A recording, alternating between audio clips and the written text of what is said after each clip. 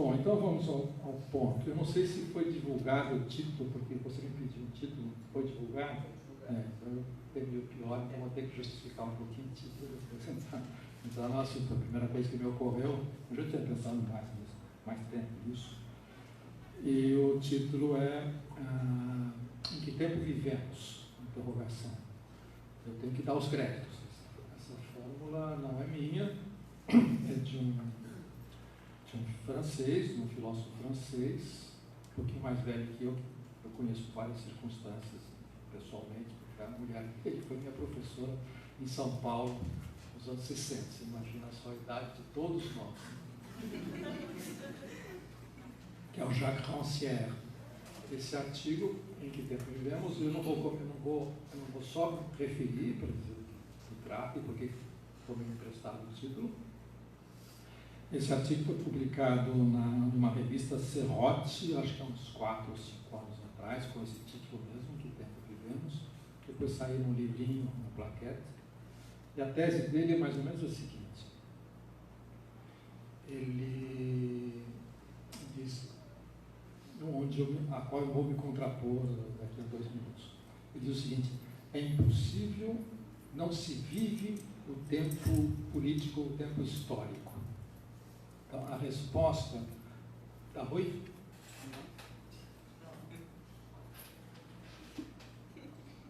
O que foi?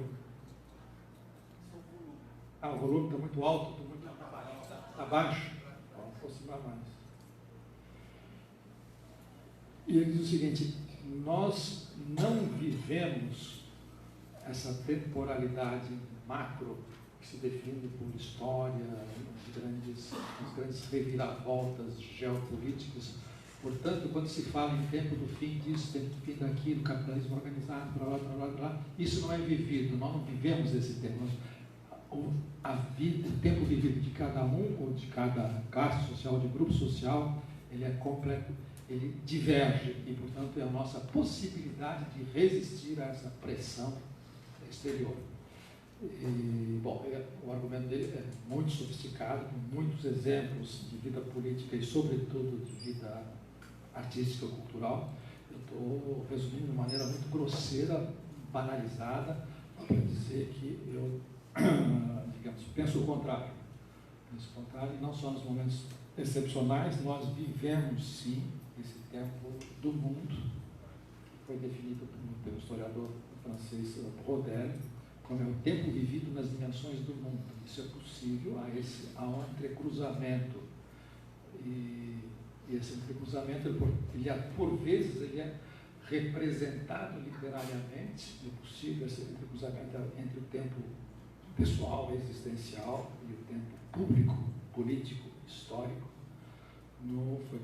Começou a se pensar isso, não por acaso, no início do século XIX, no romance histórico. O que eu estou dizendo é quase que uma banalidade. É possível, sim, viver-se uma conjuntura política. É isso. Só que isso tem uma data. Isso tem uma data histórica, social, econômica e política. E se costuma dar essa data, e aí já estou começando a entrar no meu assunto, que são a Revolução Francesa e as guerras napoleônicas.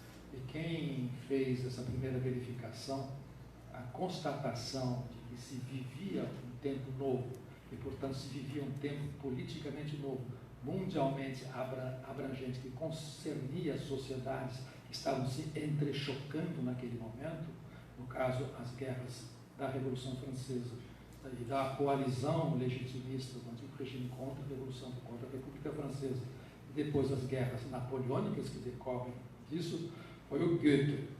O Goethe, no famoso livrinho dele chamado A Campanha da França, teria dito que ele presenciou a Batalha de Valmy, quando pela primeira vez a recém-nascida República Francesa, depois de guilhotinaram o rei, foi cercada pela coalizão dos legitimistas, dos absolutistas, enfim, da reação europeia, e ganhou na famosa Batalha de Valmy.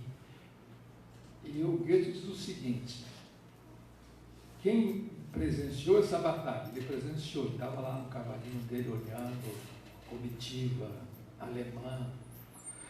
Quem presenciou essa batalha pode perfeitamente dizer para os pósteres que ele testemunhou uma virada histórica. Geralmente, virada histórica é uma abstração que ninguém testemunha. Você recapitula e diz que foi ali uma virada. Não, eu testemunhei, isso é possível. E o mais importante, diz o Goethe, não é que eu testemunhei, poucos de nós poderão dizer que eu estive lá. Há uma querela filológica para dizer que não foi ele que disse isso, ou que ele plagiou um editor chamado Cotta, que era um huguenote francês imigrado que estava lá em Estrasburgo, enfim, mas pouco importa. O mais importante da observação do Goethe, que isso é o que nos interessa, é o seguinte: como é que isso foi possível? Eu estive lá e sei perfeitamente o que eu presenciei, que eu testemunhei como uma virada histórica. Não só eu, está subentendido, uma espécie de suprassumo cultural da humanidade europeia, Goethe, afinal, mas o João Ninguém, os franceses dizem Jacques Le Bonhomme. Por quê? A França que derrotou a coalizão monarquista era uma França, um exército de recrutas que foram arregimentados, era o povo em armas, e, portanto, camponeses, a maior parte camponeses, que tinham simplesmente acabado com o antigo regime, tinham tocado fogo nos castelos, tinham guilhotinado um rei, tinham a impressão de que tinham destino, tinham reconquistado seu destino nas próprias mãos, estavam lá combatendo, e sabiam por que estavam combatendo, e eram todos igualizados. Portanto, naquele momento, Jacques Le Bonhomme tinha um sentido de participar da história. E esse sentimento de participar da história, de que uma corrente histórica, um rio, que não é só a Portela, um rio que passa na nossa vida, esse é um sentimento político inestimável e que consolida uma nação. Essa ideia que todos os intérpretes dessa frase do Goethe diz, portanto, existe sim, digo quanto meu amigo Jacques Rancière, existe sim esse entrecruzamento entre os dois tempos vivido, é possível o tempo vivido nas dimensões da história. Claro que o Rancière é muito mais esperto que eu, mas são momentos excepcionais, as guerras napoleônicas, e o Goethe é once for all, não é toda hora que isso acontece. E, sobretudo, ele poderia dizer isso, é o seguinte, mas há a inversão disso. Normalmente, a gente nunca percebe que estamos vivendo uma virada histórica. Isso não é. Ele tem razão. Isso é exceção, que você acabou de dizer, não prova nada. Ele poderia dizer, eu vou lhe dar um exemplo maior de um desencontro, de um desconhecimento total. E não é de qualquer um, não. No dia, na entrada do diário de 14, vamos chutar a data, não sei exatamente, mas é por aí. 5, 6, 7 de agosto de 1914. Está no diário de ninguém mais, ninguém menos do que Kafka, Franz Kafka, que viu ou pressentiu absolutamente tudo do que vinha pela frente no século XX. Um gênio. Gênio é um elogio bobaca. Esqueça. Desgraça. Não posso admitir que eu tenha falado gênio. Todo mundo tem o dizer, 2 minutos de babaquice, mas tudo bem. É extraordinário. O Kafka, no diário dele, todo mundo cita esse trecho dele, é impressionante. Então, vamos lá, só de chutar. 14 de agosto de 1914. O que ele põe em registro? A Alemanha acaba de declarar guerra à Rússia. Está começando a barbárie da Rosa Luxemburgo. Ponto. Aula de natação à tarde. Ponto. Acabou. O diário, o Kafka, vendo aquela coisa, todo mundo vai dizer que é ironia, que ele está se distanciando, assim, mas não é não. Li no jornal, abri os jornais hoje, a Alemanha declara guerra à Rússia, detalhe da aula de natação, ponto. À noite escreveu alguns pontinhos geniais. Bom, então, isso não é, digamos, é uma exceção que confirma a regra, ou a regra que confirma a exceção, nunca se sabe. Bom, eu vou dar um outro exemplo brasileiro, para mostrar que é possível viver sim na dimensão do mundo, o tempo que se está vivendo. Bom, mas só que isso passa pelo desvio da conformação literária, da forma literária. É o livro de poema Drummond, A Rosa do Povo. Foi magistralmente comentado, relido agora por uma amiga também, só sai para amigos. Crítica literária Ilna Maria Simon, publicado na Novos Estudos há uns 3, 4 anos, 3 anos atrás. E ela mostra como o Drummond consegue conjugar na mesma experiência literária, primeiro, o fato do mundo estar conflagrado numa luta de vida e morte com o fascismo. Ele tinha campo, obviamente. A Rosa do Povo é justamente isso, é uma obra poética antifascista, entre outras coisas.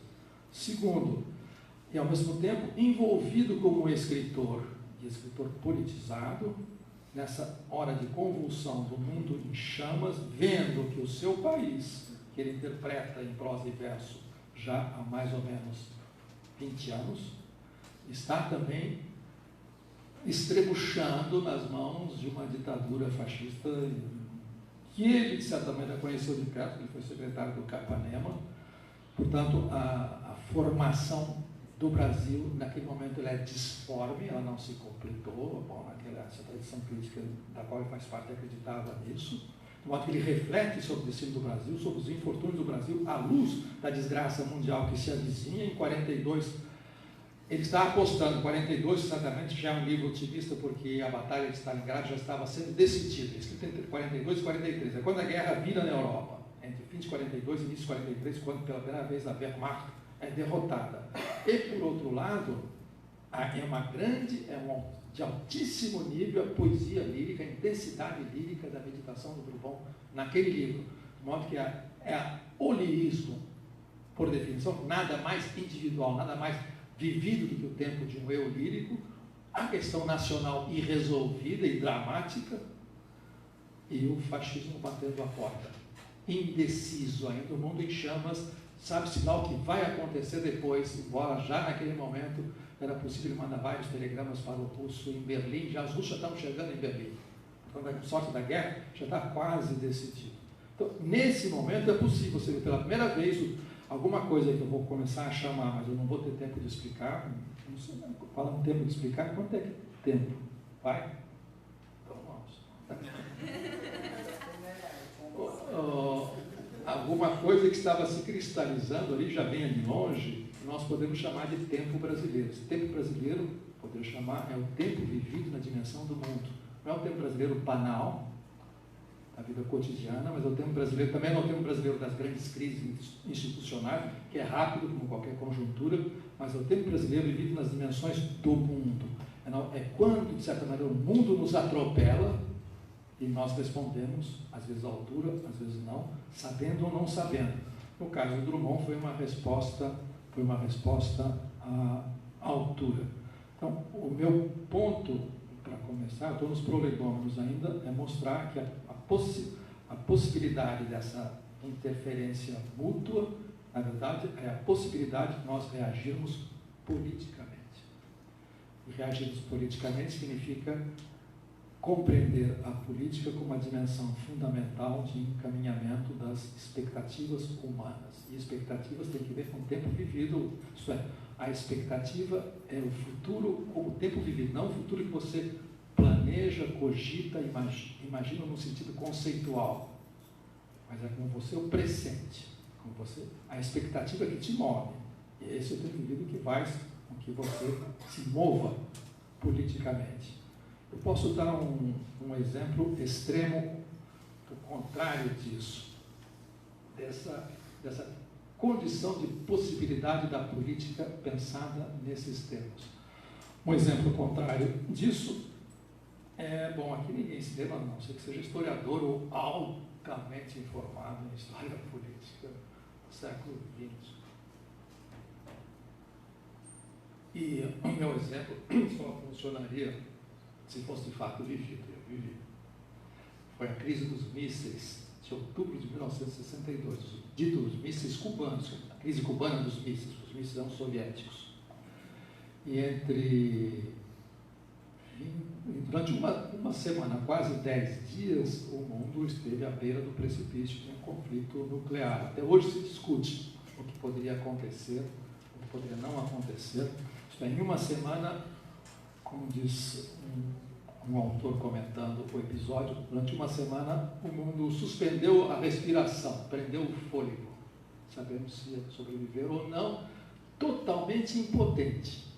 Não podia fazer nada. Então, no meu caso, em 1962, eu tinha exatamente 20 anos. Eu fiz meu aniversário em outubro de 62. Na semana do meu aniversário, eu não sabia se sobreviveria ou não a um holocausto nuclear. Olha, e o mais curioso é que em 62, naquela quadra, o Brasil estava mobilizado em torno de uma coisa fantasmática, mas real, que punha as pessoas na rua, chamada Revolução Brasileira. Então, a Revolução Brasileira estava transcorrendo num plano, digamos, da vida política imediata, e, por outro lado, digamos, no plano do guarda-chuva nuclear que sufocava o planeta, era uma nota de rodapé que poderia ser varrida em 4 segundos de uma explosão termonuclear. Ora, nesse momento, nós podemos perceber o que significa essa possibilidade da política, porque naquela hora, não é que suspendessem as atividades esperando desfecho, todo mundo continuava fazendo reunião. Nós tínhamos livro do Celso Furtado, chamado A Pré-Revolução Brasileira, que é publicado em 62, lendo literalmente, ingenuamente o título do livro, como se fosse a antevéspera da Revolução.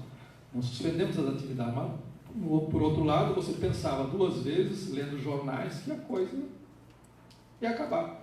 E era um calafrio diferente. Eu me lembro bem, tinha 20 anos, coisas de 20 anos você não esquece. E esse calafrio, depois eu só consegui explicação desse respiro que a coisa vai acabar, que você é uma gesticulação inútil que você está vivendo, muitas décadas depois, no fim dos anos 90, lendo um livro de 2 teóricos alemães, Oskar Necht e Alexander Klug, que estão raciocinando, pensando, naquele momento, foi logo que eles publicaram o livro, ou escreveram o livro, depois publicaram, no ano da explosão de Chernobyl, quando uma nuvem radiativa vagava sobre a Europa. E nesse momento eles recordam uma frase do Hegel, do jovem Hegel, com seus 18, 19 anos, mandando uma cartinha, um bilhetinho para o seu colega de classe, o Hölderlin. Eu vou falar em gêmeos. O Hölderlin também não era pouca coisa, os dois moleques trocando correspondência. E, num certo momento, o Hegel diz o seguinte: para certas indeterminadas circunstâncias, nós nos deparamos com algo de tal maneira incomensurável com a nossa experiência que nós não temos respostas humanas para isso, comensuráveis. Portanto, somos politicamente impotentes e, portanto, nisso se revela a nossa natureza apolítica. Quem interpreta isso é o Oskar Necht e o Klug, a frasezinha do Hegel perdida na correspondência com o seu colega Hölderlin. Ora, isso foi o que nós sentimos eles sentiram depois da explosão de Chernobyl, aquela nuvem radioativa passeando pela Europa, e o que nós sentimos, quem tinha a cabeça política para pensar, em 62. Naquele momento, então, o descolamento era total, você percebia o abismo entre uma coisa e outra. E isso, do ponto de vista do encaminhamento das expectativas políticas, ele é fundamental. Agora me ocorre um outro exemplo que eu vou atropelar na minha argumentação, meu roteiro, mas enfim, faz parte. Eu fiquei sabendo, vou citar, que quem lê Adorno aqui é vítima de bullying. Eu protesto veementemente, me ofereço como refém, se eu O Adorno, um texto que é feliz, um tanto infeliz, chamado Teoria e Prática, que ele publica em 69, pouco antes de morrer, que ele tinha sofrido bullying dos seus alunos, estudantes, em 68. Então sabia o que estava falando, bullying por bullying. O jogo está empatado. O jogo está empatado. Ele diz o seguinte, bom, explicando novamente o giro para o subjetivo, já que o processo objetivo para nós está interditado. Por razões do objetivo está interditado. E justificando mais uma vez esse giro, ele diz o seguinte, portanto, teoria e prática estão dissociadas, a prática é uma possibilidade real e a gente se dedica à teoria. Isso é o ABC, a cartilha adorniana, não estou endossando, estou apenas repetindo de uma maneira bem primária, por favor, não é isso. Aí ele fala, bom, diante disso, diante do condomínio termonuclear que governa o mundo, o que são as barricadas? País. Nada. Tampouco aí de fato ele é ruim, aí foi mal. Tampouco excursões numa selva tropical qualquer. Alguém para, né? Coitado, tinha acabado de morrer há 2 anos. Aí foi mal. Mas pensando, é um problema. Enfim, novamente nós vemos essa disjunção. O que isso significa? Ela é definitiva, não é? Temos que pensar a respeito disso. Mas isso posto, então vamos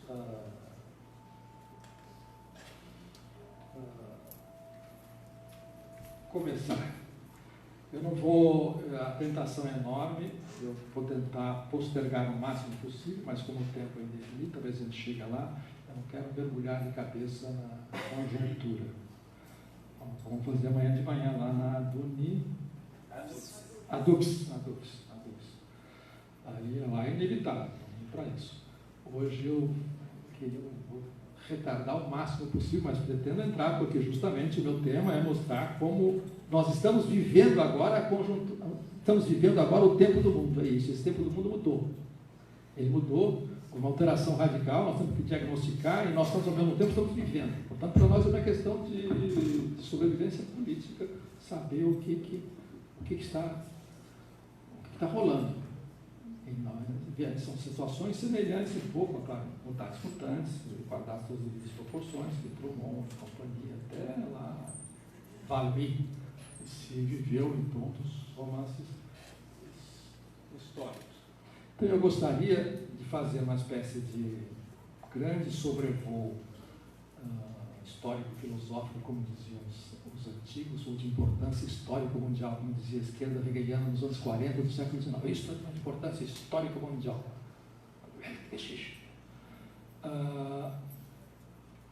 Para responder a uma indagação de um jovem sociólogo e também, não diria nem ativista político, porque a palavra ativista é um pouco pejorativa. Militante já é museu, então é alguma coisa que nós temos que inventar entre o ativismo e a militância antiga. Militância é do tempo de um fordista. Ativista é um pouco, digamos, o americano estabanado com 2.000 causas ao mesmo tempo. Então, eu gosto dos dois, fui militante, não tenho mais idade para ser ativista, então compete de nova geração descobrir o que fazer. Então, esse rapaz, que é que é doutorando, e eu conheço o trabalho dele, nos frequentamos, escreveu um artigo que deve estar na internet e que saiu, acho que, março, por aí, deste ano. Portanto, já a tragédia já tinha se consumado. E eu não me lembro do título do artigo, mas tem bolsonarismo, fascismo numa sociedade sem classe, assim por diante. O título do artigo chama-se Henrique Costa. É só digitar que aparece lá, Henrique Costa, né? Acho que ele deve ter sido publicado, que eu li o original que ele mandou quando saiu. Ele se faz a seguinte pergunta. Dizer, como é possível entender, como se deve entender, vou botar aqui, você está de memória, como é possível entender, como compreender, como é possível que quase 60 milhões de brasileiros que vivem em meio a escombros dominados por milícias tenham acelerado o fim da história votando em Jair Bolsonaro e sua tropa de choque, fecha aspas, ponto. essa pergunta para mim é fundamental. Ela foi secundada, de certa maneira antecipada também, por um outro jovem. Jovem para mim, entre 30 e 40 anos, tudo é jovem. Nessa faixa também, no caso, doutorando em filosofia, esse é sociólogo, esse agora é filósofo, chamado Felipe Catalani, que escreveu 2 artigos, a meu ver, fundamentais. Um em outubro, uma semana depois da eleição, tal coisa, e o outro agora no mês de julho, e que também se refere a essa catástrofe que se avizinha, ou da qual nós nos aproximamos, como um processo de aceleração rumo a um fim. Olha, essa aceleração rumo a um fim desejado, na formulação deles, que eu gostaria de fornecer elementos para poder interpretar mais adiante. Eu não vou começar a comentá-la agora. Um tipo de indagação, mas como é possível que os 60 milhões de brasileiros tenham, nas condições de desmoronamento, governado por milícias, tenham apressado o fim da história,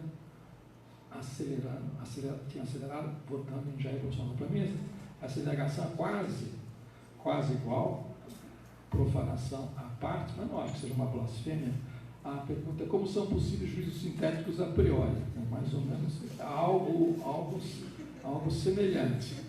E algo equivalente, trocado em miúdos, com a mesma contundência, ao imperativo categórico do rapaz que é objeto de bullying nesse campus. O que devemos fazer para impedir a volta de Auschwitz? É isso. Só que no nosso caso, é mais grave. Auschwitz foi plebiscitado. Então eles querem saber como é possível que 60 milhões está gravado, de fudidos tenham votado para acelerar o fim das coisas. Um outro artigo que eu trabalho, são todos amigos meus, conhecidos meus, então um argumento mais ou menos. Encontra-se uma moça que é professora de literatura, lá na faculdade, chamada Priscila Figueiredo, em que ela aproxima respostas. Esses ativistas têm militância de pesquisa em várias periferias de São Paulo, fizeram vários filmes e as respostas que aparecem é: votei no pior conscientemente. É preferível que alguma coisa exploda do que continuar como nós estávamos. E ela comenta esse tipo de resposta nas entrevistas a um filme tunisino sobre o jihad, chamado Meu Querido Filho, que eu já comentei, não vou repetir, porque está lá no vídeo, acho que foi na Unicamp em junho desse ano. Bom, então, diante disso que nós estamos, é esse o enigma. É nesse enigma que o nosso tempo vivido cruza com o tempo do mundo, no qual alguma coisa transcorreu e mudou. Nós não sabemos como. Opa, o que é isso? Olha aí. Isso é que a ato faz. Fantástico. É o dilúvio. Então, o que aconteceu? Eu já comentei um pouco isso na última vez que eu estive aqui, em 2017, comentando um livro coletivo que foi publicado na Europa, em várias línguas, alemão, inglês, francês, espanhol, italiano, que para ser divulgado, tipo um manifesto, por vários autores, que acabou de ser traduzido no Brasil agora, não vi a tradução, chamada A Grande Regressão.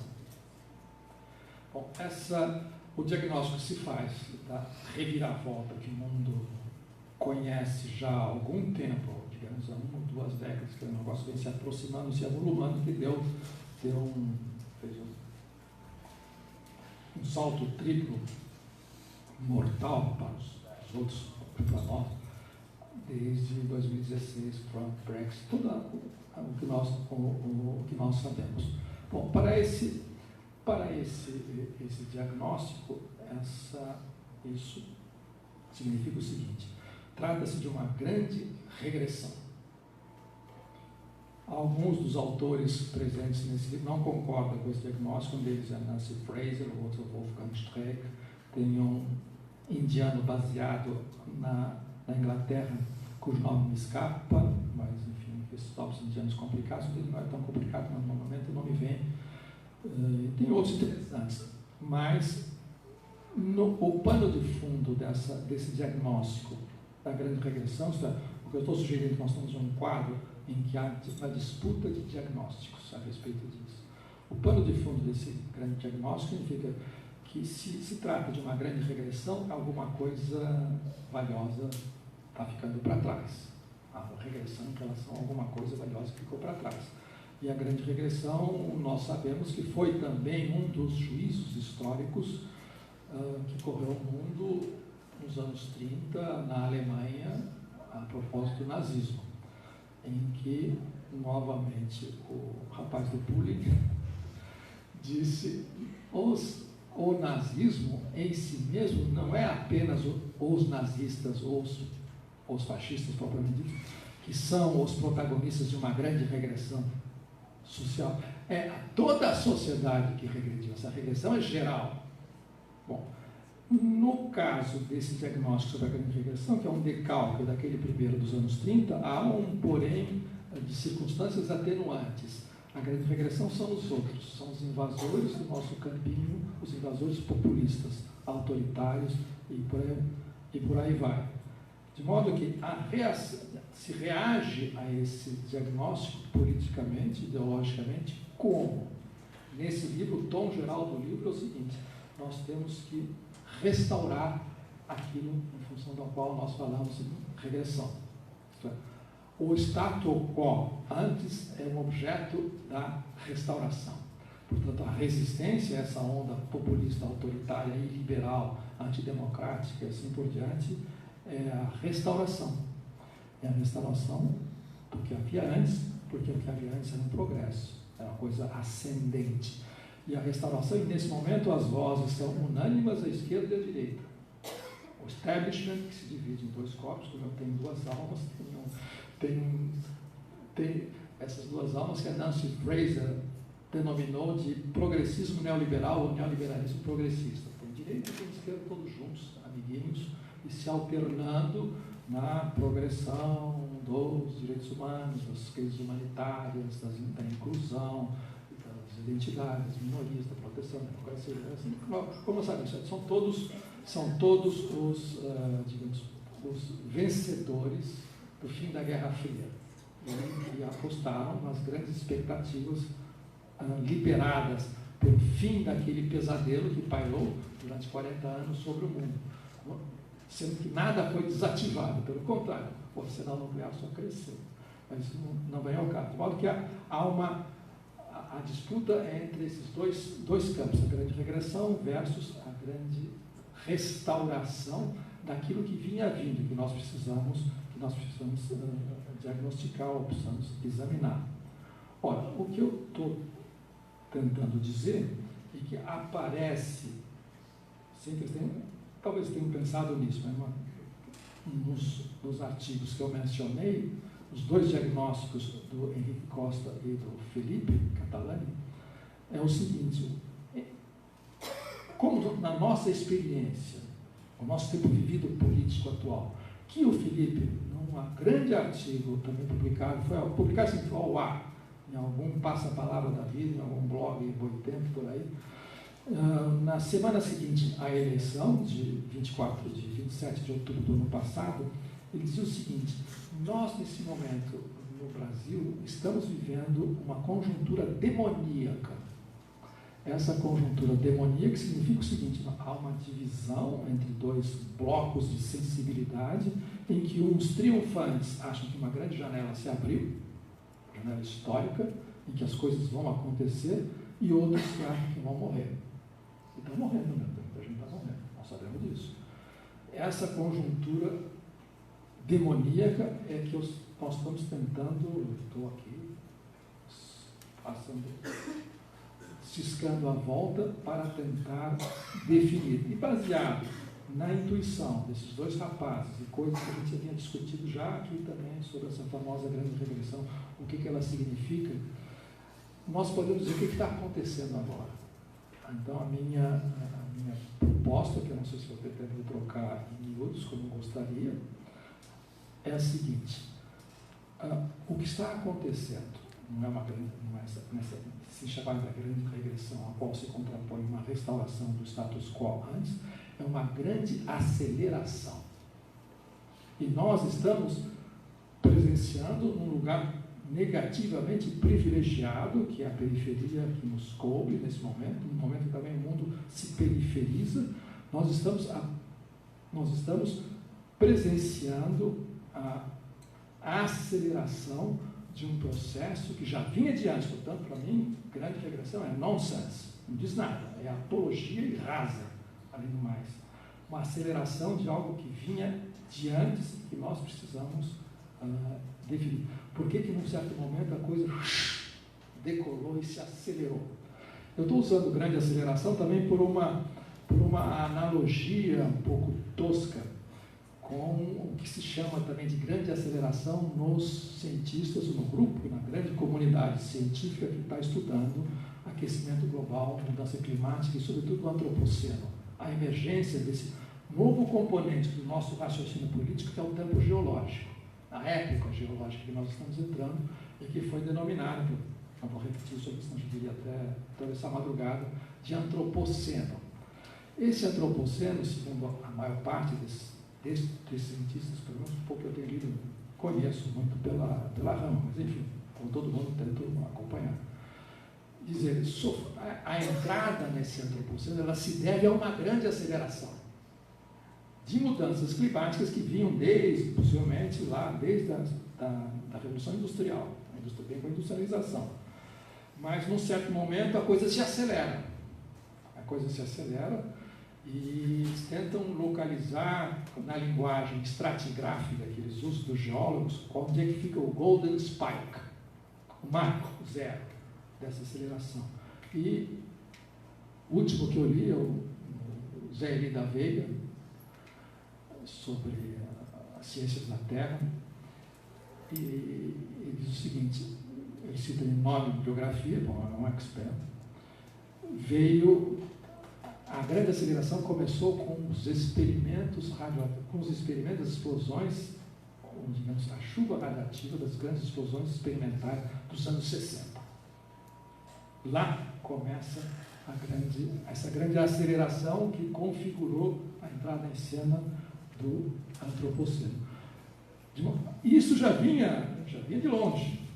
Essa mudança já vinha de longe. O antropoceno não é uma coisa do dia para a noite, mas tem uma grande aceleração. Olha, mutantes, eu digo, dizendo que é essa aceleração, que houve uma aceleração agora, um processo que já vinha, bom, eu vou tentar datar isso, já vem lá de trás, mas nesse momento houve essa grande aceleração, e essa aceleração tomou uma configuração política, assumiu um corpo político que a gente chama jornalisticamente de populismo, que não quer dizer absolutamente nada. Autoritário também não quer dizer absolutamente nada. Bom, quando é que não houve autoritarismo, pelo menos acho que desde a Grécia, Atenas, o escravismo autoritário. Então o que é libertário? Enfim, pouco importa. Mas não é o caso. Então, é isso que nós temos que tentar entender. Bom, o que debaixo do dilúvio, que eu me lembro, mas eu acho que nesse momento eu já posso mencionar. Eu estou apenas enunciando teses, não demonstrei absolutamente nada até agora, tentando avivar a imaginação do Instituto Público. O que eu digo, essa grande aceleração é o seguinte: nós vivemos já, as datas variam, pode ser desde a virada dos anos 70 para os anos 80, quando o capitalismo deu uma reviravolta, mudou o seu paradigma dito fordista de produção e produziu uma catástrofe de fogo lento, e que, em certo momento, acelerou. Instalou-se uma crise cujo desfecho, na opinião desse sociólogo alemão chamado Wolfgang Streeck, cujo livro foi publicado recentemente no Brasil, no ano passado, foi compra-se tempo. Compra-se tempo para adiar o desfecho dessa crise, que é o ajuste de contas do capital consigo mesmo, já que o outro lado foi posto fora do baralho, que é o nosso. E essa crise é uma crise sem fim, se empurra com a barriga, essa crise comprando tempo, justamente, segundo ele, através da inflação, da dívida pública, depois do endividamento das famílias e das empresas, até a atual crise, até o atual regime de austeridade estatal, que significa arrochar e ver se morrer. Arrocha e ver se morrer. Vai continuando arrochando. Essa crise não tem fim. E veio se empurrando, comprando tempo até agora. O que eu estou dizendo é que ela foi acelerada para se resolver esse desfecho. Então, ela foi acelerada de uma maneira demoníaca, digamos assim, para que alguma decisão fosse tomada. Eu vou demonstrar. Opa, agora foi isso. Acabou a bateria?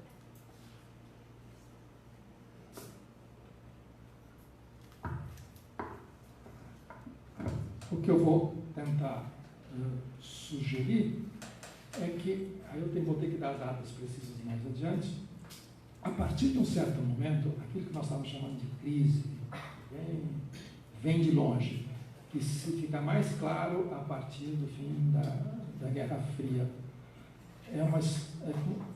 A ordem social que se instaura a partir da Guerra Fria, ela é uma era de... Eu já escrevi sobre isso, teria que explicar melhor, mas vai lá. Em que as expectativas começam a diminuir, são decrescentes, expectativas políticas e sociais, são decrescentes. Então, o período que se lamenta e se quer restaurar com um diagnóstico da grande regressão e grande restauração, é uma espécie de impulso social que tende, nessa compra do tempo, a adiar um desfecho calamitoso, cataclísmico, como se você ganhasse tempo adiando esse acerto de contas. Uma das razões pelas quais se fala, começa a predominar a ideia de segurança, começa lá atrás, a ideia de Estado de Segurança Nacional que os americanos inventaram no fim da Segunda Guerra Mundial, a ideia de segurança.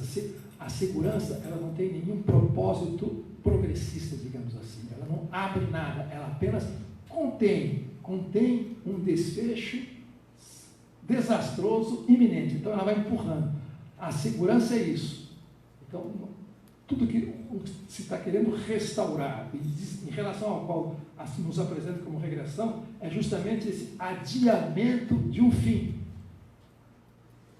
A segurança é para isso.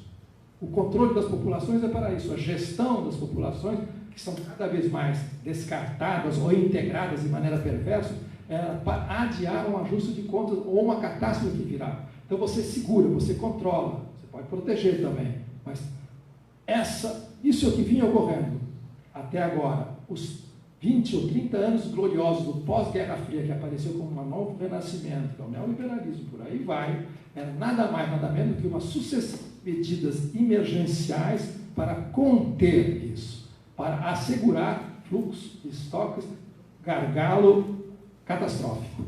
Então, se tinha, a partir de um certo momento, por razões que nós temos que investigar, a partir de um certo momento, essa contenção de uma crise dramática que se aproxima e nós empurramos, a segurança é isso, ela existe para adiar esse desfecho. Tanto é que as políticas públicas, cujo modelo é a guerra, ou a guerra modelada por políticas públicas, é sempre da intervenção para manter um mecanismo que pode, a partir de um certo momento, começar a desfuncionar e explodir tudo. Então você vai segurando, como se fosse segurando uma usina nuclear, segurando um público-alvo num país periférico, você está segurando, você vai administrando, porque senão, se for mal feito, explode. Os anos gloriosos, em relação aos quais estamos regredindo, é esse desfecho que é empurrado. E tem um custo social astronômico, e que está lá embaixo. O pau está comendo lá embaixo. Só que obviamente ninguém via. Os neoliberais e progressistas todos juntos, aliás, não viam para onde estava indo a conta. Ora, a partir dessa reviravolta que nós estamos tentando diagnosticar, que aparece nos dois enunciados dos nossos jovens ativistas, militantes e teóricos, subitamente se decidiu essa crise. Toda a crise exige uma decisão. A ideia de crise é uma ideia moderna por excelência, significa que ela tem um modelo médico, clínico, é a cura ou a morte, tem um modelo teológico, que é a salvação, a danação, e tem um modelo, tem um modelo jurídico, que é a condenação, a absolvição. Um certo momento tem que se decidir, a crise é o momento da virada, isso está teorizado por todo mundo que estudou a origem da modernidade. Ora, a partir de um certo momento, algo e circunstâncias empurrou, ou destravou esses mecanismos de contenção dessa explosão e tomou a decisão de acelerar isto até o seu desfecho trágico, portanto, rumo ao fim. Esperando o que? Não sabemos, ainda temos que investigar. Há várias hipóteses a respeito disso. E eu, pelo que eu li, estudo, enfim, vou dar meu pitaco daqui para frente, citando com a mão de cá. O que nós estamos assistindo é uma grande aceleração em virtude de da decisão de decidir essa crise. E vamos que vamos até o fim, até a explosão. É disso que se trata. E explica por que 60 milhões de pessoas escolheram rumar para o fim. Desde que esse fim ocorra. Bom, tem mais um dado. Aí eu entro na parte histórica do meu argumento, tem a parte sociológica, não sei se eu chego lá, que é a seguinte: o que significa essa grande aceleração rumo ao fim? E é um fim cataclísmico. Bom, eu estou falando, se todo mundo aqui teve um passado imaginário, revolucionário na vida, nós sempre fomos apocalípticos. A revolução é uma revelação, um apocalipse. Não religioso, mas é. Então, o que eu estou dizendo é que essa decisão, em vez de retardar o desfecho trágico, acelerar esse desfecho, é o que nós, na nossa juventude militante, serial, depois eu vou recuperar mais tempo, chamávamos de contra-revolução. Então, o que nós estamos vendo, assistindo atualmente, é uma contra-revolução em andamento, sem revolução. Ou, outra coisa, é uma contra-revolução preventiva que pressente a vinda, isso é o wishful thinking, mas enfim, vive disso, pressente a vinda de uma grande insurreição. Pode ser que essa insurreição esteja chegando e venha pela, não sei, ou se essa contra-revolução preventiva ela opera no vazio, então está vindo uma espécie de espasmo de violência autodestrutiva funcionando no vazio. É uma possibilidade. Eu acho que vale a pena, nesse momento, recuperar o filão, puxar novamente pelo fio da meada da ideia de contra-revolução, o que significa que para nós não valendo, se a gente fala em contra-revolução, tem uma outra coisa acontecendo. Bom, mas não no sentido tradicional. Então, aqui eu começo com a minha segunda parte, enfim, vai lá, que é uma recuperação histórica para mostrar a plausibilidade dessa hipótese e espero que nos faça pensar. Então, voltando ao marco zero,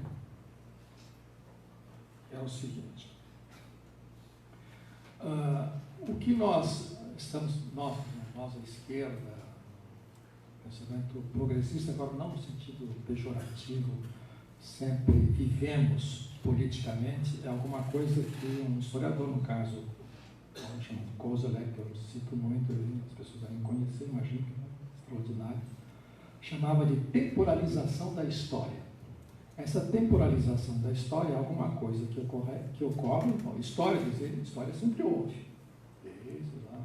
Desde o Neolítico Superior se conta o que aconteceu no passado, as pessoas registram fatos. Essa narração sempre houve. O que é novo dizer e que aparece por volta do fim do século XVIII, início do século XIX, tendo no centro uma reviravolta histórica redundantemente histórica, chamada Revolução Francesa, é que é uma aceleração dos tempos, é essa temporalização da história, uma A história é aquilo que transcorre de maneira tensionada entre um intervalo, que é a experiência passada, que se recorda, ou individualmente ou coletivamente, em termos de sociedade, e outra coisa que é de horizonte expectativa, que nós não sabemos exatamente o que é, e para o qual tendemos nos afastando, rompendo.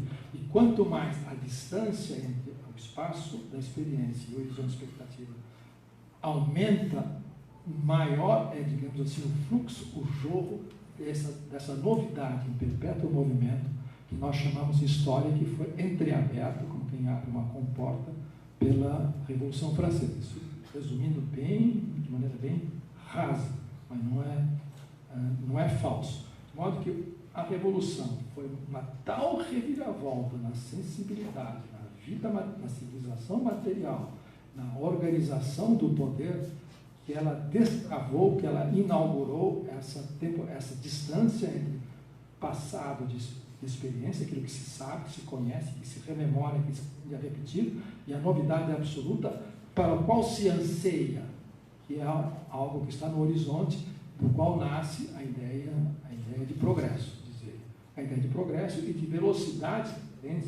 no decorrer da história, de alguns que estão mais na frente ou estão mais atrás, e todos tentam alcançar uns aos outros ou rivalizar nesse progresso, fazendo com que essa distância seja extensionada de modo que os tempos novos não repitam os antigos. Isso foi ocasionado por essa tremenda reviravolta na história, que foi uma hecatombe para os contemporâneos, que foi a virada de séculos e séculos de opressão, absolutismo, feudalismo e assim por diante, que foi para o ar. Tem todos os movimentos preparatórios que aconteceram na Inglaterra, pouco importa. Até então, a ruptura com o contínuo da história, já no tempo do Bloch, meditando sobre as guerras camponesas, sobre Thomas Münzer, sempre ocorria na forma de uma irrupção utópica. Não era o resultado de uma acumulação histórica. Pela primeira vez, aparece a experiência da história como uma acumulação ascendente, que começa na Revolução Francesa, que deve ir ascendendo até culminar, passa pelas insurreições russas 17 e por aí vai, como se nós tivéssemos a história, o vento da história nos empurrando a favor, ao nosso lado. E de uma maneira, estávamos tão convencidos disso, que mesmo, como diz o Victor Serge, quando deu meia-noite no século XX, no auge do nazismo, quando na Europa, diz o Victor Serge, se imaginava que o Hitler havia vencido, vocês imaginam só, o Hitler havia vencido? Isso não é romance distópico do cara, do Castelo Alto, onde venceu mesmo, mas ninguém percebe. Todos hoje aqui, todos os hitlerianos, vocês sabem. Mesmo naquele momento, os existentes na Europa sabiam que iam ganhar. Sabiam que era impossível que a história revertesse, por mais regressivo que fosse o nazifascismo. Então, a ideia de que tem um processo que nos empurra na direção do paraíso, é um pouco Benjamin, ponta cabeça, mas é o Benjamin. Essa ideia, mesmo que se olhe para trás seja uma catástrofe, essa ideia ela não morreu com a ascensão nazista. Com o auge nazista, quando se pensava que eles tinham ganho, né? Deu meia-noite no século, e mesmo assim, o pessoal que ia para o Maquis, que eram os partigiani, os militares, os militantes, sabiam que, no fundo, ia ganhar, é impossível não ganhar. E isso é o que dava ânimo para as pessoas enfrentarem e ganharem. E ganharem a guerra. Vamos ver mais adiante que foi apenas uma vitória militar, por isso estamos nessa igreja. Bom, ora, esse sentimento ele foi despertado, é uma inversão, quase que uma inversão cosmológica, digamos assim. O mundo de ponta cabeça foi deflagrado pela Revolução Francesa, em que a ruptura utópica ela se temporaliza, ela é, por assim dizer, vendida a prestações até a sua consumação final, que é a Revolução. A Revolução sempre foi uma consumação apocalíptica. A partir da Revolução Francesa, nós fazemos política esperando que a Revolução se complete ou que ela volte. Se nós rifarmos essa hipótese, política é outra coisa. Então, nem sequer merece, para nós, nem sequer merece o nome de política. É gestão. Acabou. Não tem como. Então, por isso, essa temporalidade progressista que veio com a Revolução Francesa e foi encorpada à medida em que as promessas sociais da Revolução na França e no mundo foram se sucedendo, foram se acumulando através de derrotas. Ela foi feita em 1830, 48, na Comuna, assim por aí até chegar nas insurreições russas de 17, e por aí vai, tem insurreição alemã, tem revolução pelo mundo inteiro. Então, há uma coisa que vem empurrando lá de trás, que foi aberta pela Revolução Francesa e que aparece como uma reviravolta cosmológica. Bom, a essa temporalidade progressista, agora eu vou precisar acrescentar mais uma outra coisa. Vou indo. Uma outra coisa, que é o seguinte: esse mesmo autor, que eu estou parafraseando livremente, que é o Koselleck, tem um livro genial, desculpa, mas é genial. Genial no sentido genial de uma jogada de um centroavante de futebol, genial, sem implicações epistemológicas babacas. Chamado Crítica e Crise, que é uma análise do iluminismo. O iluminismo, para ele, os iluministas do século XVIII, que todo mundo coloca lá na origem da Revolução Francesa, que é uma coisa muito duvidosa, mas enfim. Esses iluministas dizem, qual era a estratégia política dos iluministas? Era denegar a existência de política. Era uma crítica moral ao absolutismo. Então, a crítica moral que partia da sociedade, que depois será batizada de sociedade civil, e se contrapunha moralmente ao absurdo humano, o absolutismo. E que, portanto, nós estávamos com a razão, porque nós éramos moralmente superiores. Nós éramos um tribunal que julgava o absolutismo e o condenávamos. Só que nós o condenávamos num tribunal moral que eles chamavam de história e história do progresso. Aí o Koselleck, para não enfrentar o fato político de que o absolutismo tinha que ser trombado politicamente, e o sangue tinha que correr. Como esse fato era escamoteado pelo iluminismo, que acreditava no progresso da razão, das luzes, história moral, fora, para evitar o confronto, a decisão política, desde a sua origem, diz o Koselleck, o pensamento liberal evita a ideia de decisão, que é o confronto, luta de classe. O Carl Schmitt diz, o fundamento da minha teoria é a ideia de decisão, que é repudiada pelos liberais, por isso que eu sou antiliberal. Tem uma hora em que se tem que decidir. O pensamento liberal ilustrado, progressista, adiou indefinidamente, escamoteou essa decisão política, em nome do quê? De uma história planejada sob o controle. A filosofia da história dos iluministas, segundo o Koselleck, era uma espécie de quem planeja um planejamento, esse plano quinquenal para a história, para evitar o confronto político. Então você planeja, a história é alguma coisa que nós temos que controlar. E se beneficiando, depois da reviravolta da Revolução Francesa, se beneficiando do fato consumado da Revolução Francesa. By the way, quem estuda Hegel aqui deve se lembrar que o Hegel faz exatamente a mesma coisa, que o Hegel é bonitinho, tal, dialética revolucionária, mas era um tremendo conservador de caso pensado, só que para chegar aos resultados dele tinha muita morte pelo caminho, porque era a favor, era a luta, tinha dialética, contrários, assim por diante. O Hegel, o raciocínio do Hegel, que aliás foi o jovem Habermas que descobriu isso, porque ele era inteligente e era de esquerda. Ele era muito bom mesmo. Ele deu um artigo genial, assim, futebol. Um artigo formidável sobre o Hegel, a política e a Revolução Francesa. No Hegel, ele diz o seguinte: o milagre, o Hegel inventou um conceito chamado espírito mundo, que ele disse que viu a cavalo para o Napoleão. É um espírito mundo desse tamanho, barrigudinho, ele viu a cavalo passando por Iena quando ele estava terminando a filologia do espírito. Esse espírito do mundo, diz o Habermas, é uma construção artificial que o Hegel inventou. É um fake begriff. É um artifício, é um Deus ex machina para salvar os resultados da Revolução Francesa sem passar pela carnificina de uma revolução. Então, o espírito do mundo, ardilmente, manobrando racionalmente, conseguiu aqueles resultados extraordinários, que é a emancipação do gênero humano, através do direito, da razão encarnada, o sol que surgiu, sem o sacrifício da revolução. A revolução desapareceu. Ela conseguiu isso. Olha, isso é uma ideia iluminista, não é do Hegel.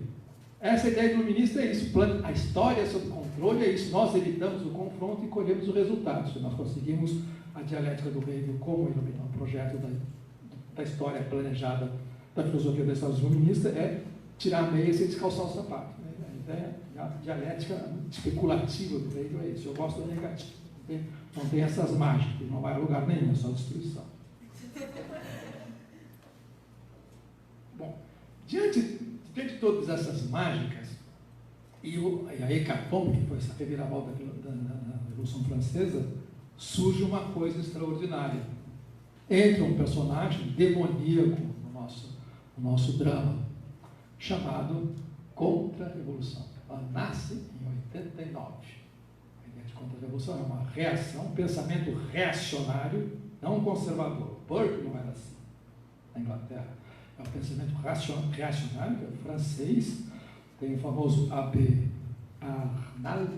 Não é Arnauld, não. Daqui a pouco eu me lembro. Não é Reinaldo das Lozinhas. Daqui a pouco eu me lembro desse abade francês que inventou, veja só, fake news, a conspiração vem de lá, os protocolos de Chance vêm de lá. Ele demonstrou, fez um panfleto que correu o mundo mostrando que a Revolução Francesa era uma conspiração maçônica. Das sociedades secretas, das lojas maçônicas, portanto, era uma conspiração. A contra-revolução nasce como uma teoria da conspiração. E depois, essa teoria é expandida de maneira também muito inteligente pelo contra-revolucionário mor, que é o Joseph de Maistre. Ele escreveu lá a sua rede de São Petersburgo, tal, exilado, e desde então, esse pensamento e ação contra-revolucionária, porque eles atribuíam a Revolução Francesa a uma conspiração maçônica, mas eles conspiravam também. Conspiravam e iam à luta. Não era brincadeira. E tinham todas as potências monárquicas e dinásticas, todos os estados dinásticos a seu favor.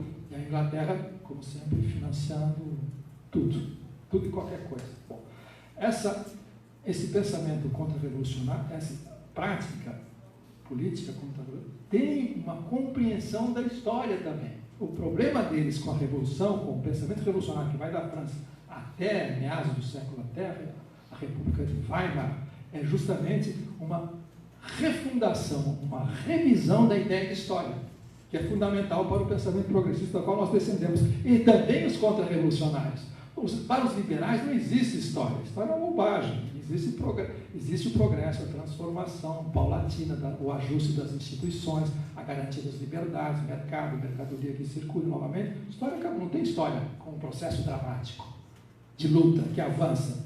Para os contra-revolucionários existe, e para eles a Revolução Francesa é uma verdadeira catástrofe no sentido teológico-político.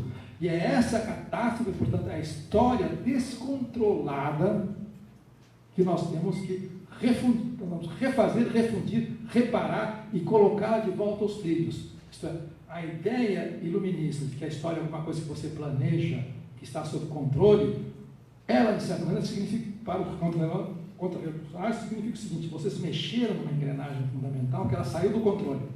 Ela saiu do controle e ela vem barbarizando desde 89, que o mundo é um Deus nos acuda, contra o qual nós temos que reagir, e reagir violentamente, para deter esse curso catastrófico e encaminhá-lo para outro lado.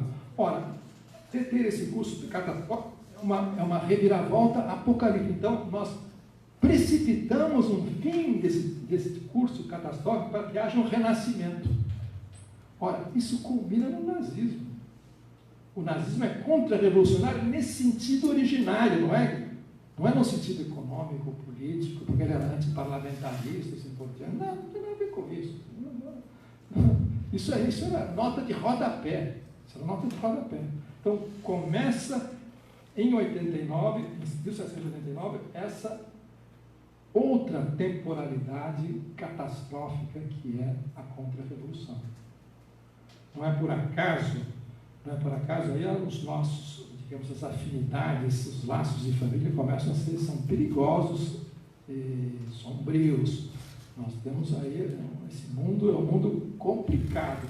Não é por acaso que um dos personagens da Montanha Mágica de Thomas Mann foi escrito nos anos 20, justamente no entreguerras, entre a catástrofe da guerra de 14 e 18 e o nazismo que se avizinhava, já estava pintando na Alemanha. O Thomas Mann estava vendo isso poucos anos depois, ele ia embora. Um dos personagens, são dois personagens que disputam a alma do Hans Castorp, que é um engenheiro ingênuo politicamente, espiritualmente, que está lá visitando o primo num sanatório de tuberculose em Suíça. São dois personagens, tem o liberal boboca, que é o Settembrini, um italiano, que gosta de libertà, Costituzione, Garibaldi, l'umanismo e tal, faz discurso, e tem um jesuíta defroqué, sinistro, que está lá curando tuberculose e vai acabar se suicidando, obviamente. E que pensa em termos, ele pensa numa espécie de extirpação espiritual do capitalismo, uma grande queima catártica, um incêndio semelhante ao da Comuna, e a instauração de um reino que passa pelo terror, depois um reino de liberdade absoluta e liberdade espiritual. E esse personagem, chamado Nafta, Leon Nafta, ele é descrito fisicamente, é o retrato falado do Lukács. Só que o Lukács não pensava aqueles horrores que ele atribui ao Nafta. Então, Thomas Mann é muito mais sofisticado do que a apologia para dizer que o Nafta não é o Lukács pensa. Ele simplesmente, a certos momentos no discurso do Nafta, que é uma amálgama, que é um decalque do amálgama que o jovem Lukács, na hora em que ele estava se convertendo ao bolchevismo e ao leninismo, faz, é uma espécie de... No caso do Lukács é interessantíssimo, essa figura, é uma figura extraordinária, de fato. Ele está se encaminhando para essa conversão ao bolchevismo e começa, isso durante a guerra, de 14, 18, a Revolução em 17, mas o bolchevismo já estava lá no pedaço, estava funcionando. Ele faz uma espécie de aproximação, o Thomas Mann, ao delinear a figura do Nafta, entre aquilo que o jovem Lukács pensava entre o mundo moral do Dostoiévski e o bolchevismo. Então, o reino do bolchevismo é uma espécie de reino milenarista dostoiévskiano e puramente moral. Para pôr a história nos eixos através de uma reviravolta cataclísmica. Isso é o jovem Lukács, no momento que ele ainda era um intelectual dissidente, refratário, na Hungria e na Alemanha, do círculo do Max Weber, e está começando a prestar atenção no que está se passando no mundo, já tinha escrito a teoria do romance, e está imaginando, começa a interpretar o Dostoiévski. E há, em um certo sentido, há uma espécie de pressentimento da revolução que vem. Isso está no jovem Lukács, aí, que é o modelo do Nafta. De modo que a temporalidade contra-revolucionária, como ela é antiprogressista, nós temos uma poeira que está na nossa porta, que de vez em quando a gente tem que varrer. Mas, voltando.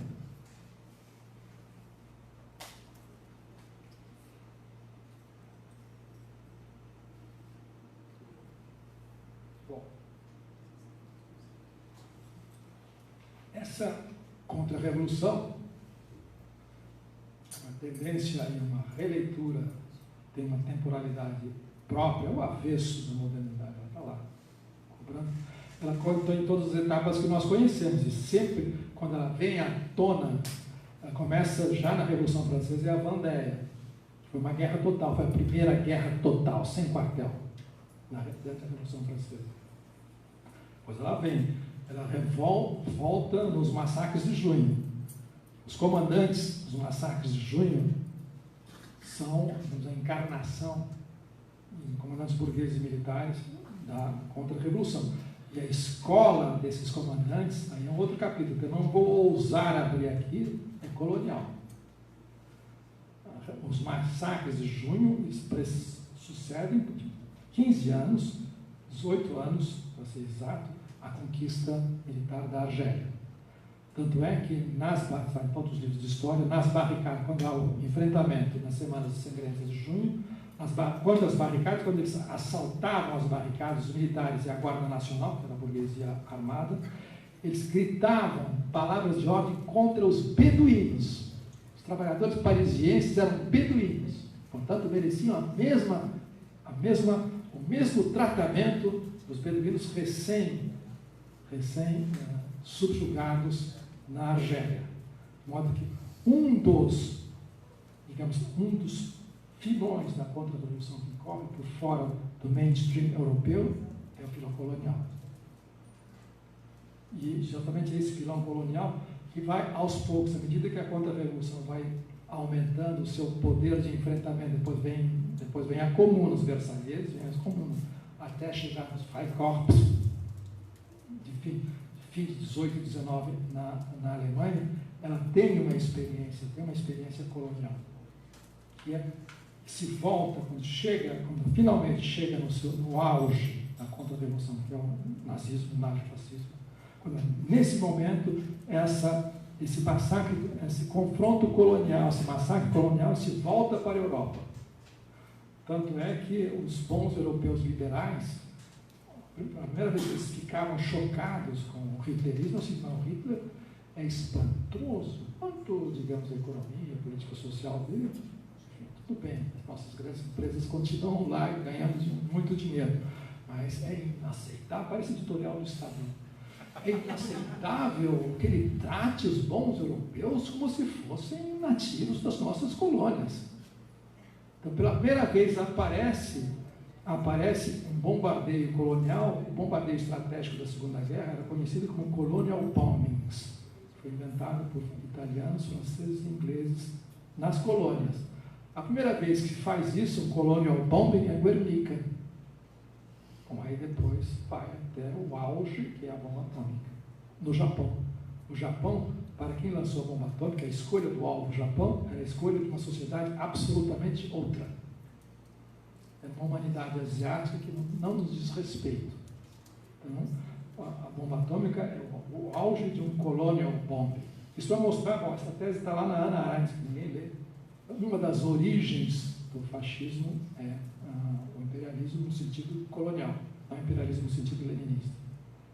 Em que a invenção da gestão de populações, como se administra as coisas, foi feita na periferia colonial.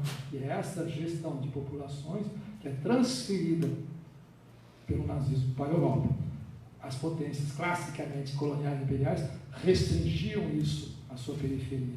A Alemanha é a primeira, o Terceiro Reich é o primeiro que faz isso com relação à Europa toda. Tanto que o projeto do Hitler é de escravizar a Europa. Escravizar, exterminar, e os sobreviventes do extermínio seriam escravizados. Todos os eslavos seriam escravizados. Seria uma plantation gigantesca com petróleo, trigo e assim por diante. Ele propôs isso às classes dominantes alemãs e expôs isso. Poucas semanas depois de tomar posse como chanceler, os caras toparam. Bom negócio, estamos com você. A Wehrmacht também topou, porque era colonial. Só que depois ele estendeu para todo mundo. Aí entrou todo mundo na roda. Franceses, holandeses, dinamarqueses, todo mundo sem distinção. Essa é a carreira da contra-revolução.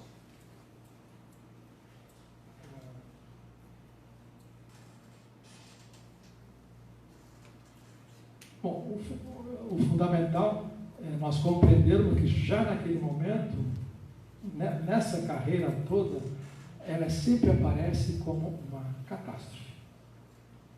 É uma história catastrófica, ao contrário da história progressista. Veja só, para nós é complicado dizer isso, porque ela implica nessa reviravolta, nessa aceleração do fim.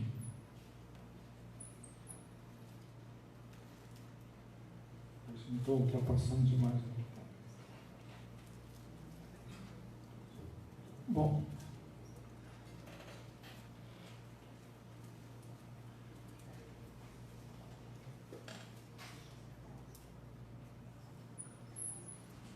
É um certo momento, eu estou contando uma história meio narrativa demais, mas enfim, eu acho melhor assim.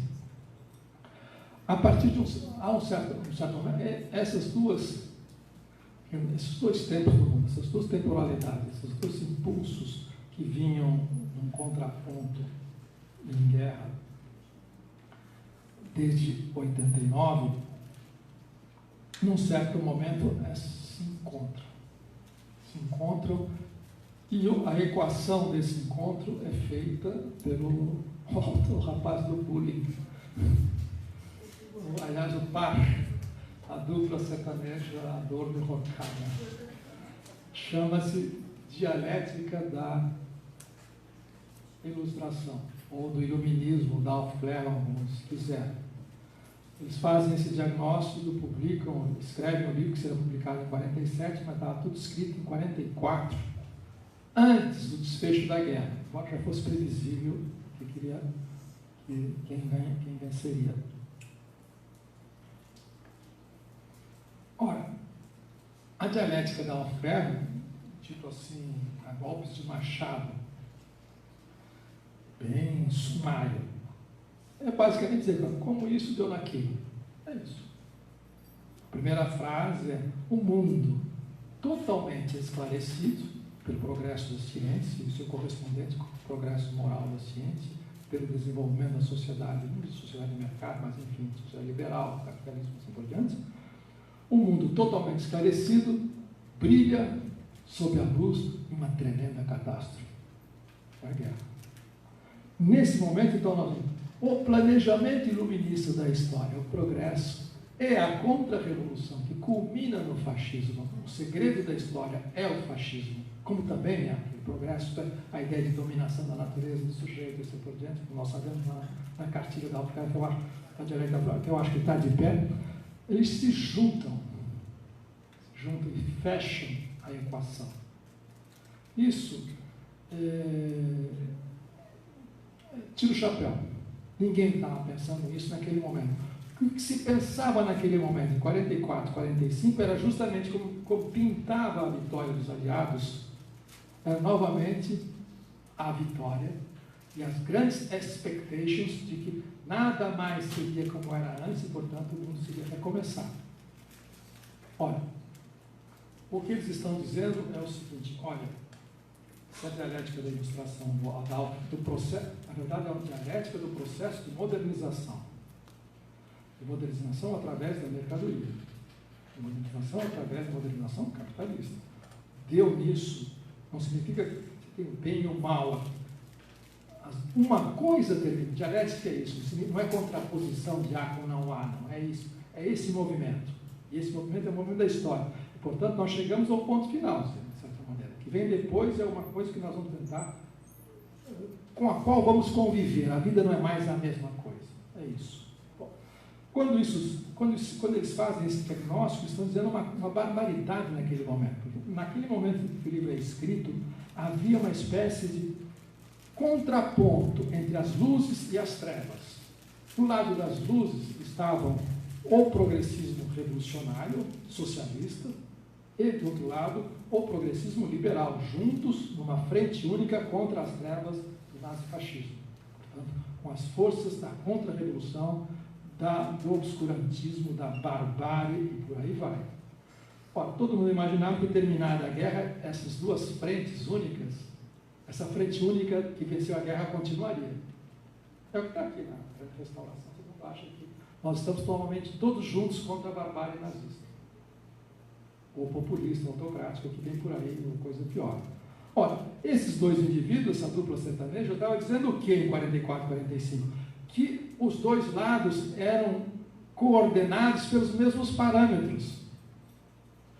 Se há uma dialética em que o esclarecimento termina nisso, nessa explosão, e essa explosão, o mundo brilha intensamente à luz de uma enorme catástrofe, era antes da explosão nuclear de Hiroshima. Os caras anteciparam isso. A bomba é uma grande Aufklärung instantânea. O mundo se ilumina. A bomba é o ápice do progresso técnico-científico de uma sociedade liberal. Ela explode. E leva consigo duas cidades. Sim, não mais. Bom, então eles fecham a equação e dizem esse absurdo. Se a dialética da Aufklärung é isso, não existem três ideologias, duas aliadas em contraposição a uma do mal. São três. Você tem o socialismo de caserna, o liberalismo, tem o liberalismo e o nazismo, que é uma sociedade altamente tecnológica. E qual era, isso não está no livro dele, está no Rainer Willi. Qual era a lógica dessa sociedade altamente tecnológica, que era o terceiro Reich? Era a aceleração. O extermínio era daqueles que eram deixados para trás porque não tinham condições. O eugenismo, o racismo, era para descartar, eliminar os que não tinham condições de acompanhar a grande aceleração tecnológica, que era a Revolução Ariana, assim por diante, tanto faz. Mas era uma aceleração tecnológica. Portanto, em certo momento, eles desistem da bomba nuclear porque não tinham mais condições militares para fazer. Mas tinham os grandes cientistas que pensaram a bomba, que migraram para a Inglaterra, que migraram para os Estados Unidos. Então, o que eles estão dizendo é o seguinte: olha, essas três, liberalismo, socialismo de caserna e nazismo, são coordenadas por mesmos parâmetros. E deu nisso. De modo que as duas, revolução e contra-revolução, a ascendente da revolução, que vai ser de 89 até a civilização stalinista, que é uma civilização material, progressista, assim, por exemplo, no pior sentido, que se juntem para derrotar o nazismo. Deu nisso.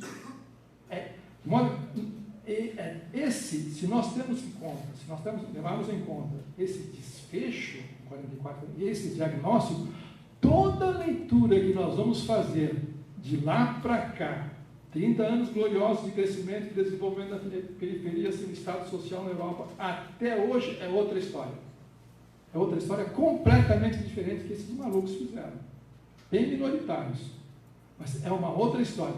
De modo que o rebaixamento das perspectivas já estava lá. E ele se deu quando há esse encontro entre as duas águas, a revolução, o progressismo e a contra-revolução, por essência, que é o nazismo. Ora, eles disseram outra coisa também. Não vim aqui para fazer a apologia da dupla sertaneja, mas tem que acabar mencionando que os caras viram coisas que nós não vimos.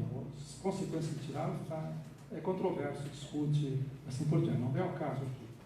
Uma outra coisa que eles disseram, está lá no prefácio da edição de 47, portanto já o desfecho já conhecido, a bomba já conhecida,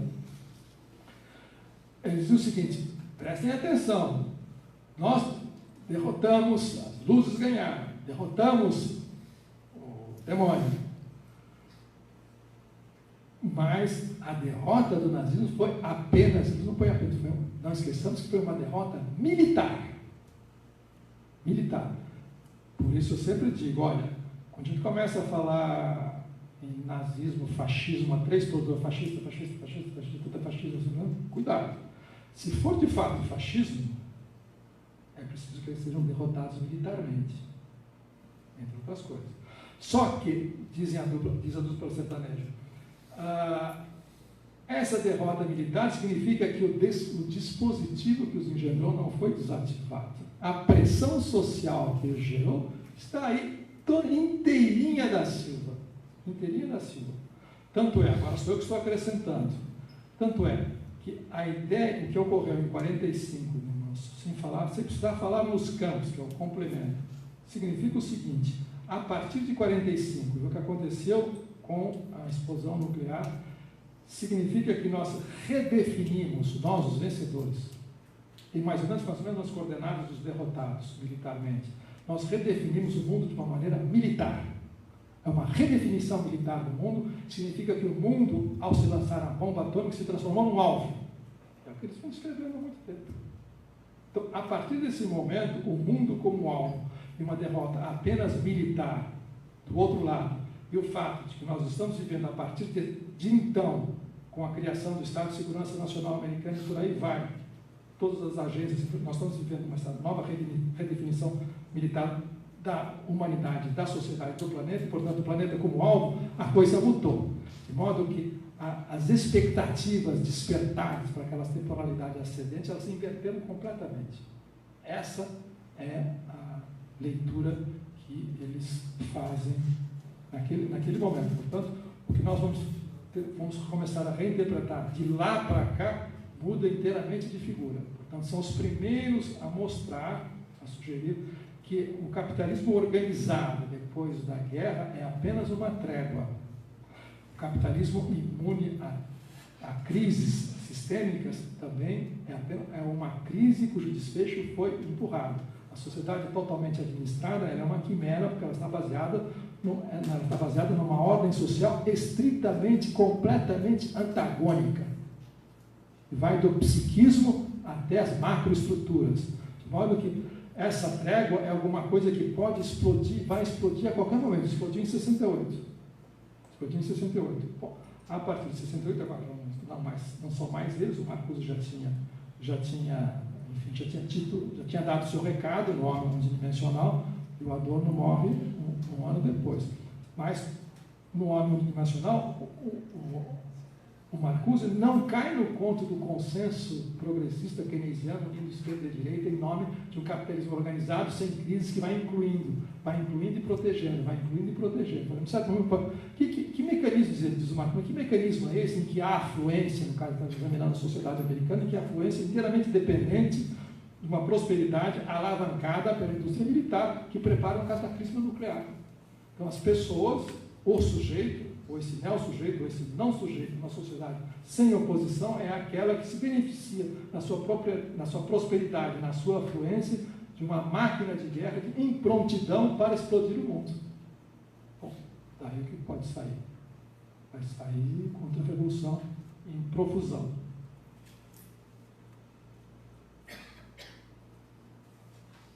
Bom,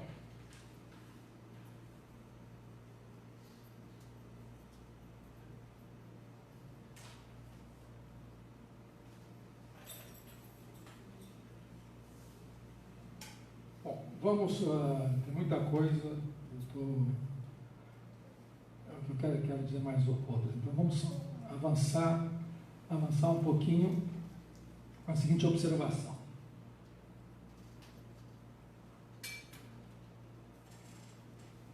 Se eu me fiz entender, nós estamos encerrando um período em que esse desfecho foi empurrado com a barriga.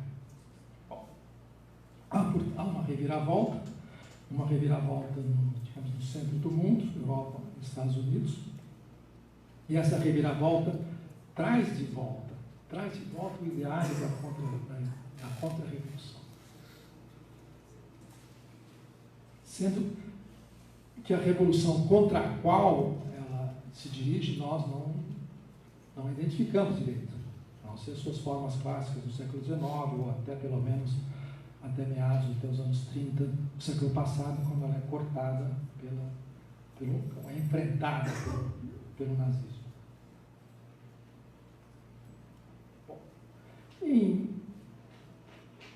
de uns anos para cá, um estudioso americano, estudioso das ideias políticas, é um liberal na acepção americana, democrata, radical, um bom cara, inteligente e tal, mas não é marxista nem nada, chamado Mark Lilla.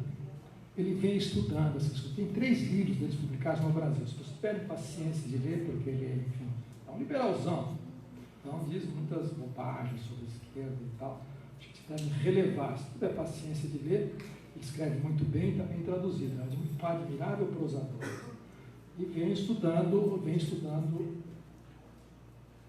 pensamento de direita. E é o primeiro nos Estados Unidos a fazer a distinção. Olha, não confundam, por favor, os conservadores que estão aí trocando figurinhas e duelando com os liberais, desde que nós existimos como nação, desde antes na Inglaterra. Conservadores e liberais, não confundam conservadores com reacionários. A discussão entre liberais e conservadores é a respeito da relação entre indivíduo e sociedade. Com os conservadores, é justamente isso que eu estou dizendo. Com os conservadores, trata-se de saber de que história nós estamos falando, de que processo histórico nós estamos falando, e esse processo, a concepção desse processo histórico, ela é decisiva na decisão daquilo que está se entrechocando. Ora, a partir de 2012, resenhando livros, jornais, ele é publicista, ele participa disso, é colunista, assim por diante, ele começa a notar uma estranha metamorfose no pensamento e na ação de direita americano. Ele diz o seguinte: o pensamento reacionário, tal como eu entendo e como eu estudei na Europa, então ele recupera os grandes autores reacionários europeus, que muitos deles migraram para os Estados Unidos. Aliás, um deles, chamado Vogelin, que é um teórico da gnose, e que tem uma obra enorme, era alemão, depois emigrou para os Estados Unidos, tem muita influência, foi lido no Brasil por um personagem que eu não posso mencionar o nome, porque senão chove o ar-condicionado, mas eu posso dizer que ele mora na Virgínia e gosta de rifles.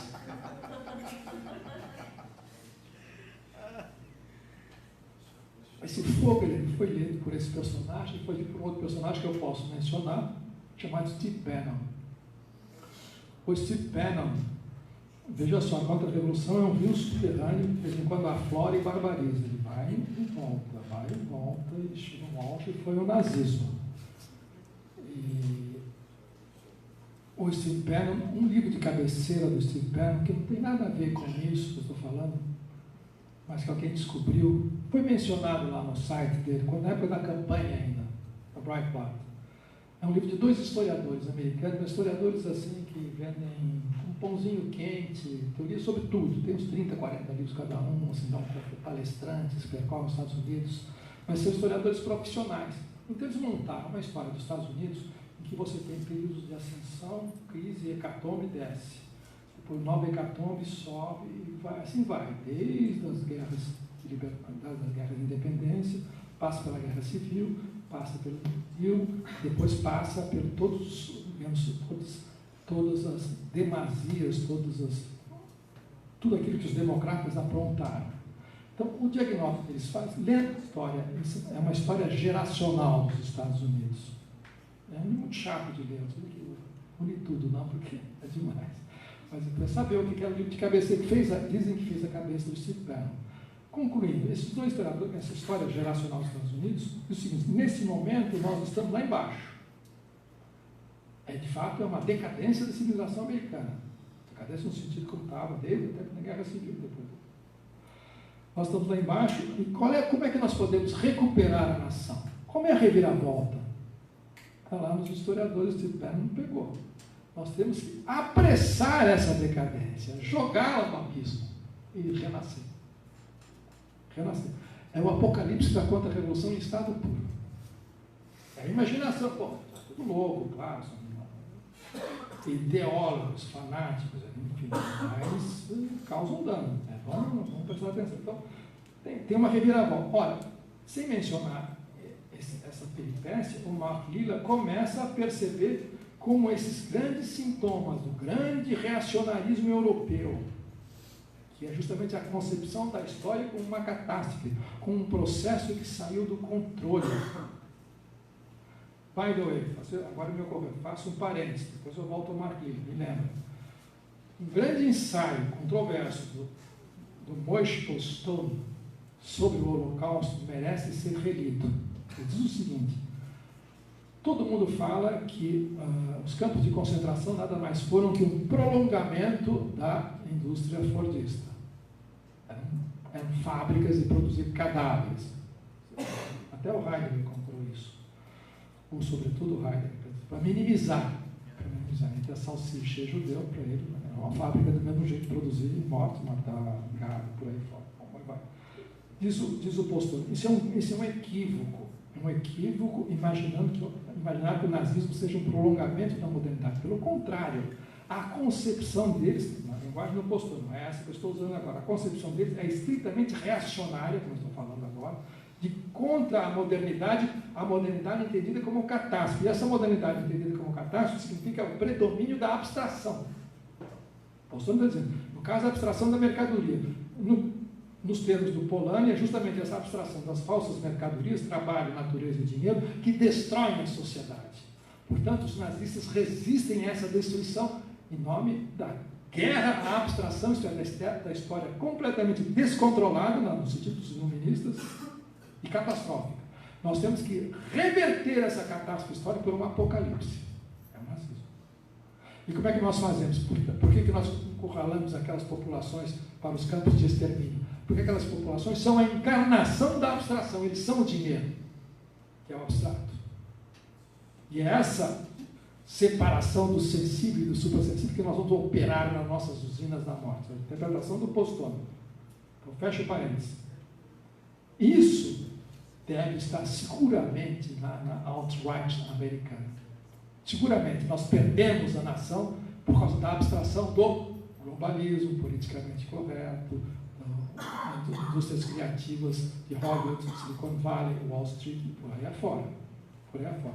Então, é isso que está voltando e o Mark Wheeler começa a perceber.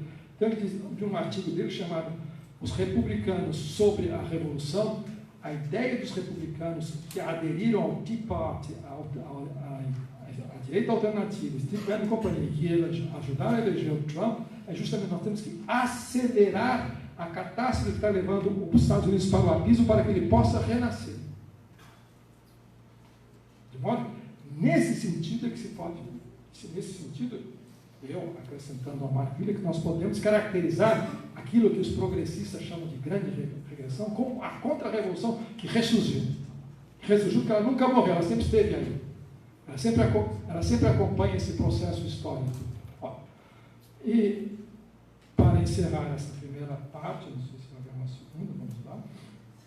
Para encerrar essa primeira parte, eu me lembro de uma outra definição desconhecida de contra-revolução que foi ressuscitada por esse rapaz, chamado Felipe Capellani, que eu citei, que não por acaso está fazendo um doutorado sobre o Günther Anders, em que ele recupera um ensaio do Günther Anders sobre o Georg Gross, que foi um caricaturista, pintor, artista gráfico, de oposição em Weimar, um grande, todo mundo já viu uma imagem do Georg Gross.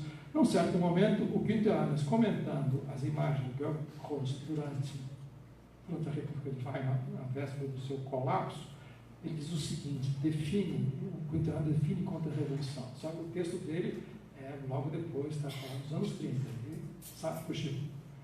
Então é um texto de contemporâneo. Ele diz, a contra-revolução é alguma coisa que tem que ver com um suicídio social gigantesco, com a cumplicidade das suas vítimas.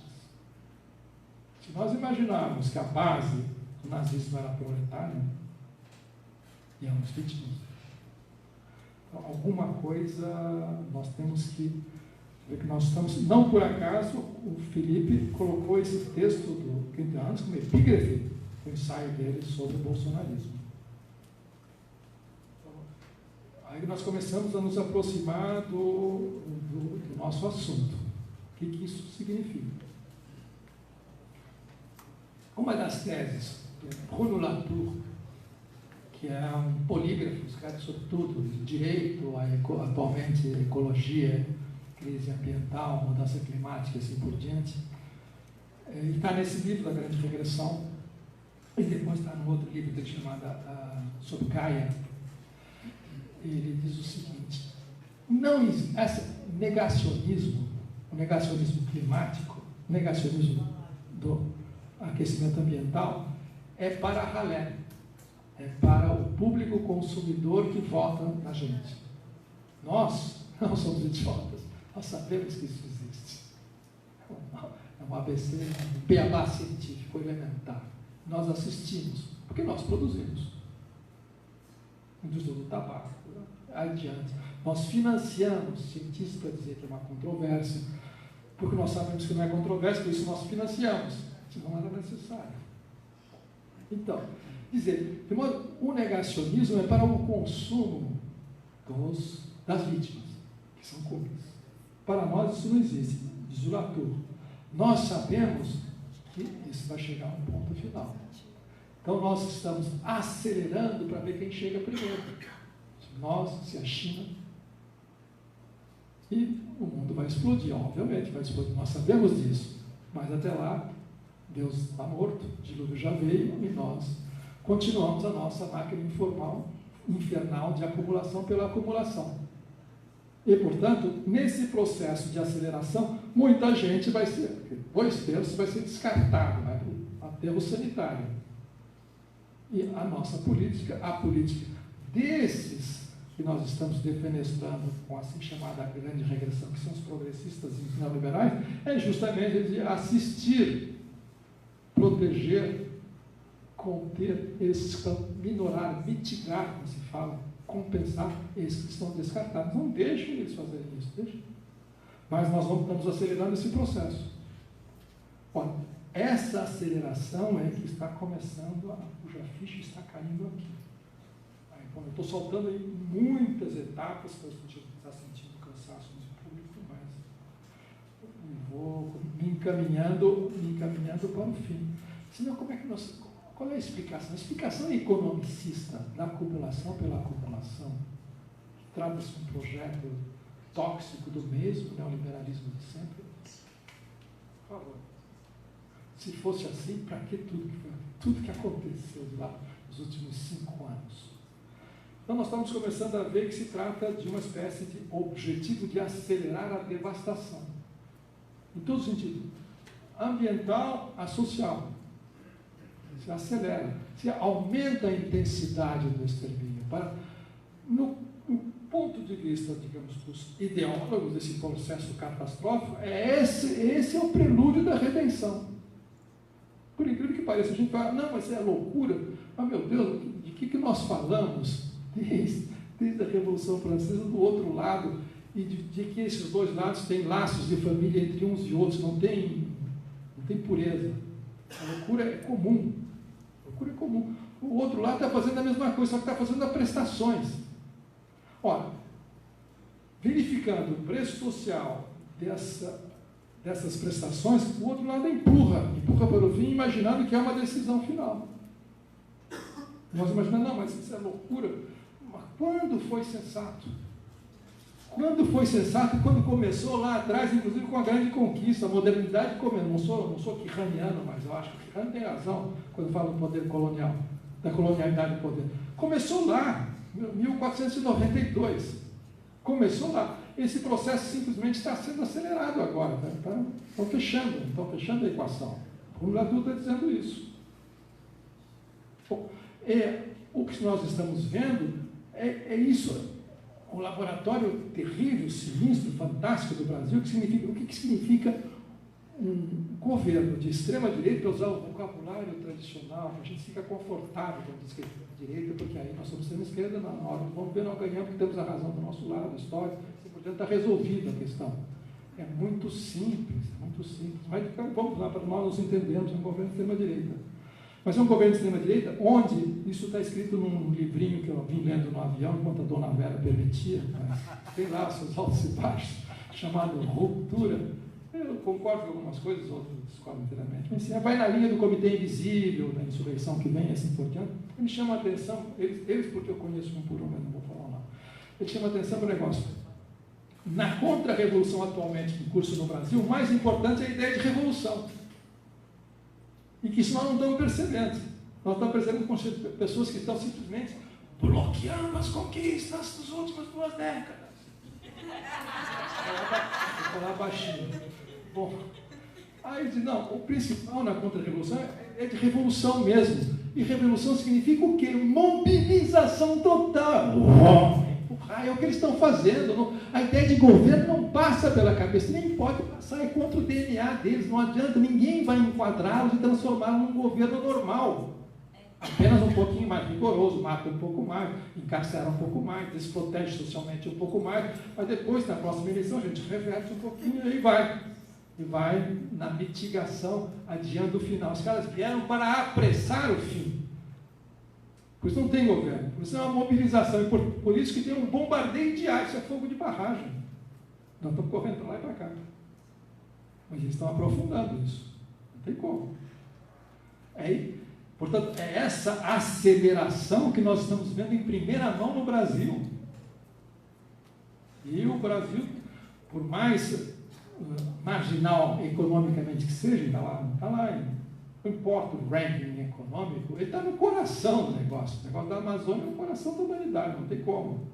Povos originários é o coração da humanidade. Tá? o destino da humanidade está se jogando aqui. Nós temos um modelo. Eles estão se inspirando, é claro, politicamente, na governança disso, entre aspas, eles se inspiram no Obama, na Hungria, na Turquia, assim, por aí vai, no Trump, sobretudo. O Trump sabe, quando o Trump fala, vamos comprar a Groenlândia e o Estado-Maior dele consente, é para implodir a Groenlândia, porque vão fazer mineração da Groenlândia. Você imagina uma reviravolta no mundo. E não é o Trump que é maluco, russos e chineses estão atrás da mesma coisa. É uma corrida em direção ao abismo. A revolução é isso, suicida com a cumplicidade das vítimas, e todo mundo torcendo para um lado ou para o outro. E aqui a coisa está indo nessa direção. É isso que estava lá na epígrafe dos dois rapazes que eu comecei a citar, e eu acho que seria uma crueldade se eu continuasse agora. Eu vou me despedindo aqui e vou, se houver curiosidade, fico um pouquinho no debate. Tá? Acho que foi.